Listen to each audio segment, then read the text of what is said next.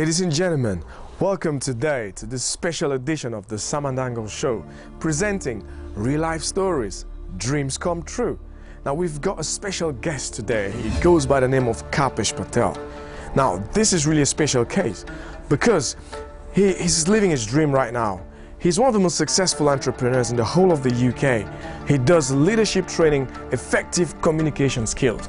Now, he's one of the teachers who walks the talk. He walks and lives what he teaches. And I want you to get a glimpse into his life and know that your dream can come true as well.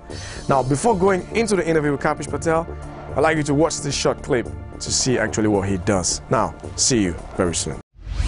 Make sure that the information you receive, don't just let it be informative. Don't just let it be insightful. You know, insights and information is great, but it doesn't produce results. And you know, and the reason I say that, because I used to be in that space many years ago, where I used to go to events and go to seminars, and I became what you call a seminar junkie. You with me? Yeah. I need my fix, I need my fix. And it's like nothing was changing. I'd go to all, I knew everything there was to know, and nothing was changing in my life. The only time things started changing when I started applying the stuff that I knew. And so for me, my seminars are designed slightly differently. You know, it's all about taking action right now, taking action in the present moment to produce results. When? Now. In the present moment. So welcome back, ladies and gentlemen. By now you must have seen a bit of what Kapesh Patel does, and I have the privilege to introduce to you the biggest names in personal development entrepreneurs in the UK. So welcome, Kapesh Patel. Thank you. Welcome to my house, Sora. Wow, it's a privilege. I'm quite happy to be here, you know. So let our viewers know like who Kapesh Patel is and what he does. They should hear from the horse's mouth. Sure. So first of all, thank you for watching this interview, and I really hope that we'll give you a lot of value. For me, that's what we're about. And so just give you a bit of an insight into myself. You know, I started out like most people, just, you know, growing up in the East End of London, average family, great parents. You know, I attribute a lot of my success to my upbringing. Had, you know, great father, great mother, role models, really kind of, you know, that they anchored us in solid foundations, you know, values and thinking and whatnot. Mm-hmm. And so that stood me in good ground growing up. By the age of 11, I started my first business in partnership with my father. Mm-hmm. And so he was always very encouraging of thinking out of the box and entrepreneurialism. Mm-hmm. And so by the time I was 16, I was earning more money part-time than most people in the UK were earning full-time. Wow. And so I understood some principles about money and wealth creation and leverage, and just started learning a lot of, you know, how to make something, how to turn, you know, X into Y, increasing with profits, just the basics of, you know, growing wealth. And I learned that early on in life. And I went on to really start my own business when I was 21, left university early, ran my father's business for a couple of years, mm-hmm. started my own business at 21 and went on to really do well. By my mid-20s, I was in a very, very comfortable place. I was driving nice cars, living in a nice home, and had a lot of money in the bank. Everything was great. And had a little bit of a bumpy journey in that I lost my father in the middle of that journey of success. And it, around what age were you? When I was 24. 24, okay. And so in the midst of all of this success, I lose my father, and really my whole life came to a standstill. Okay. I lost my passion, I lost my purpose, I lost my whole kind of enthusiasm, mm-hmm. and my kind of, you know, just getting out and go get it attitude just went overnight. Mm-hmm. And I spent a couple of years, literally 2 years, in a downward spiral with a lot of negative thinking and just, you know, a lot of anger and resentment and bitterness building up inside, mm-hmm. and really kind of feeling trapped and not knowing how to get out of that space, right. With no tools or knowledge or skills that would help me at that time. You know, no matter what I'd learned in all those years, I didn't have what it took to get me out of that place. Mm-hmm. It was a very dark place. I remember even till now, sometimes I'd look in the mirror before I'd go to sleep, and I'd cry myself to sleep at the disappointment I had in myself. Wow. Looking at myself in the mirror saying, look at what's happened to you, mm-hmm. and not knowing how to get back to who I know I could be, like I was before my mm-hmm. father's passing. And I used to really beat myself up, really give myself a hard time in my head, you know, just the person I'd become.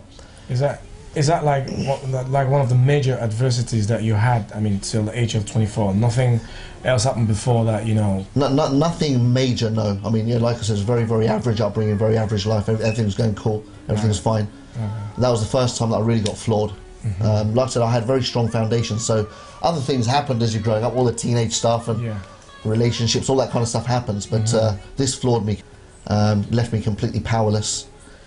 And it was a couple of years after that, a friend of mine took me to an event where the speaker spoke about some ideas and concepts that blew my mind away.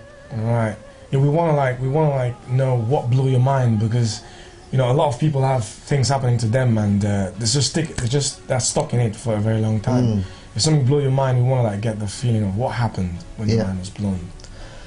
Well, you know, for the first thing that happened to me was that the speaker spoke about ideas that had never been discussed in school, college, or university. Right. Ideas about self-empowerment, taking responsibility, and owning your results. You know, imagine that everything that I'd experienced in my life until that point was self-manifested, and it really stirred something inside. But just as a concept or an idea, imagine that there was an element of truth in what he was saying. And initially, I thought mentally, he was speaking, and in my mind, I was writing it off. I was saying, it's great in theory, but it doesn't work in practice. So I thought, you know, I can do one of two things. I can write off what he's saying and be righteous and arrogant and stay bitter and angry and resentful and stay in the same place. Or I can be open to the idea that maybe, you know, maybe through his experiences I can learn something. And so I opened my mind in the middle of that conversation, that interaction in that seminar, and I started engaging in some of the ideas and concepts. And when I looked at it from the outside, I saw, you know what? There are areas of my life where I'm not taking responsibility, where I'm blaming life, I'm blaming circumstances, I'm blaming people and events as to why I feel the way I feel, rather than taking responsibility for that and saying, hold on, I choose how I feel in the midst of all of that. That was a new idea for me. Wow. It was a whole new idea for me. I think that's really powerful because, you know, I've been in one of your seminars before, and it's like you have to be ready to listen to get what someone says. Absolutely. So would you say it's because you were at that point in your life where you were looking for solutions? Yeah, I would say I'd go one stage further. A couple of things. I mean, they do say, you know, when the student is ready, the teacher will appear. Absolutely. And I'm all very familiar with that, and that's so true, because for the 2 years that I was being a victim of my circumstances, there were a lot of people that gave great advice, and I wasn't interested. But having said that, even at this point, 2 years down the line, I personally was not looking for answers. I wasn't looking for solutions. I was still very negative about life, very, you know, to the point, and I'm not afraid to admit it now, but at the time it would have scared the hell out of me thinking about this, but I actually entertained the idea of thoughts of suicide and ending everything. Like, you know, life's not worth it. It's like, what's the point? Like, really, I just couldn't find the point. What is the point of living? And I used to entertain thoughts, and like I said, I'm blessed to have had fantastic foundations growing up. So as these thoughts entered my mind, I didn't pay so much attention to them to grow them and nurture them, but they constantly come through my mind, and the ideas were entertained, albeit for short periods of time.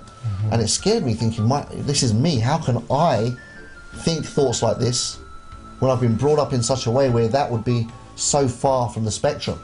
And yet here I am, with all of that great upbringing, still entertaining these thoughts.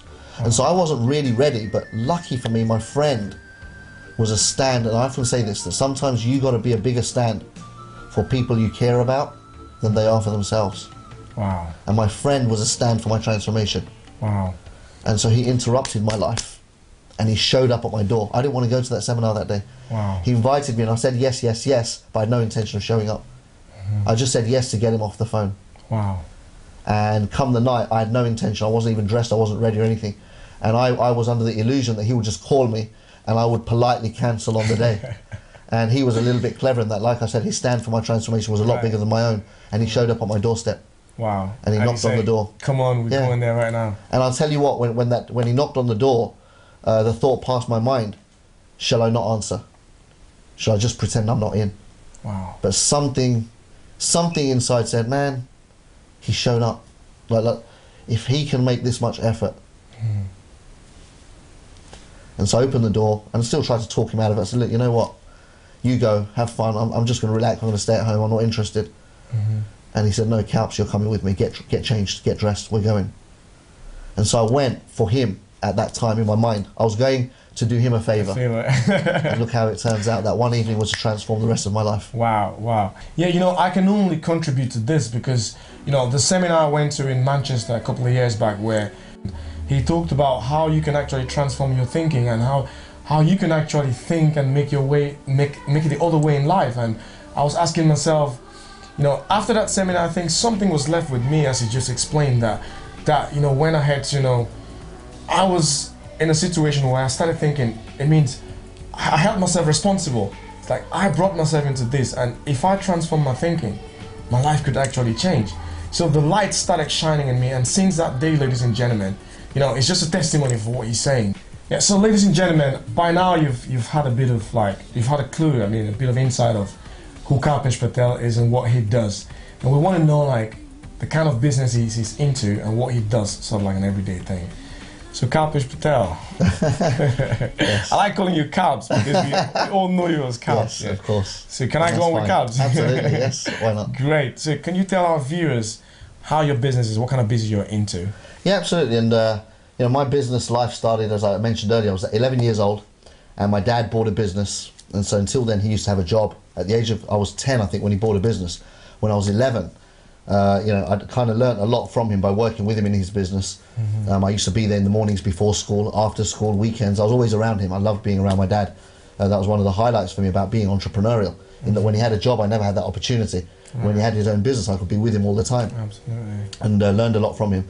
When I was 11, I negotiated with my dad to buy stock from his shop. He had a sweet shop newsagent, and I'd buy cans of Coke and crisps and chocolates, and I'd buy everything at cost from him, take it to school and sell it out of my bag at lunchtime to my friends. Wow. And make a profit. And that little empire grew and it grew and it grew. And so that was my first business, earning me a full-time income by the time I was 16.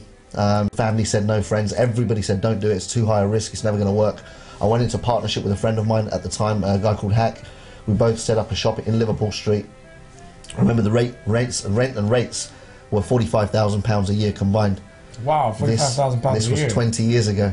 Jesus, and Yeah. you were 16 at that time? No, I was 21 at that time. 21? Yeah. Still 21, 45,000. Yeah, 45,000 a year, 20 Really years courageous. ago. Yeah, it was very courageous. Everyone said I was crazy. Wow. But I knew, you know, I'd done all the maths, and I just knew. And at some point it boils down to that, having courage and faith in yourself. Absolutely. Where you just gotta do what you gotta do. And we set up this business, and eventually I ended up buying my partner out and carry on growing the business. Went on to build a chain of 4 retail outlets. Wow. Yep, that was great. And then I lost all that at some point, where everything went horribly wrong after my father passing away. All of that, just lost interest, everything all collapsed. Got back into, again, it's just creative thinking. I knew I didn't want a job, so even when I lost it all, I was blessed enough to be living at home with my family, my mum, my brother, my sister-in-law. We all lived under one roof, so that was great. I didn't have the overheads and whatnot of that need to go and get a job to survive, which was great. And so learning to live on minimum was easy for me. So I remember I signed on for a few weeks, and it was so embarrassing standing in the queue trying to sign on for my dole check. Oh, yeah. I did it 2 or 3 times, and I was just so drained after each time I went. I think it was on a Wednesday afternoon I had to go and sign on. Yeah. And just the energy in that room, it was driving me nuts. And so, yeah, I was in the middle of a personal development program, a 6-month leadership training program actually, at the time, where I met a friend of mine, Satwan, who was going away on holiday, I think it was at the time, if I remember correctly. There was something going on. Anyway, he wanted me to help him in his business. And so I helped him for a couple of weeks, and very quickly my entrepreneurial mind picked up on the opportunity. And it was when international phone cards were coming out. And so this was very, very early days when nobody even knew what an international phone card was. And I remember, you know, myself and my friend Satwan used to go out, briefcase full of cards, selling stock. We'd buy it on credit over a period of about 6 years. We were doing around £100,000 a day in turnover. Wow, £100,000 a day. And yeah, it was an incredible business, and we were just killing it. It was great. So again, back at the top of my game, making a fortune, doing what we love, just entrepreneurialism, helping people, making a difference, and winning and giving people opportunity, all of that.